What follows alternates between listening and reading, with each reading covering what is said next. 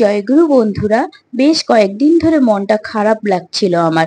তাই আজকে খুব ভোরবেলা উঠেই আমি চলে গিয়েছিলাম আমাদের সামনেই সৎসঙ্গ মন্দিরে। ওখানে ভোরের প্রার্থনাটা করব বলেই তাড়াতাড়ি গিয়েছিলাম।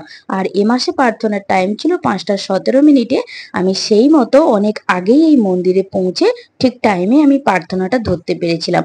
আর ভোরবেলা মন্দিরটা এত সুন্দর লেগেছিল, কি বলবো বন্ধুরা, মনটা সত্যি খুব ভালো হয়ে গিয়েছিল। আর এদিকে বিকেল বেলা দেখতেই পাচ্ছ, আমরা সমস্ত মায়েরা মিলে জল পাড়িয়ে চলে গেছিলাম আমাদের মাতৃ সম্মেলনের গন্তব্যস্থলে। এই শুভ শ্রাবণ মাসে আমাদের পরমাত্মা জগৎ জননী শ্রী শ্রী বড় মায়ের জন্ম মাস।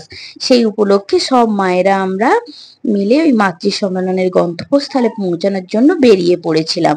আর দেখতে পাচ্ছ কতটা রাস্তাতে জল জমে গেছে। কি আর করা যায়, ওই জলটা পেরিয়েই কিন্তু আমরা সবাই চলে গিয়েছিলাম।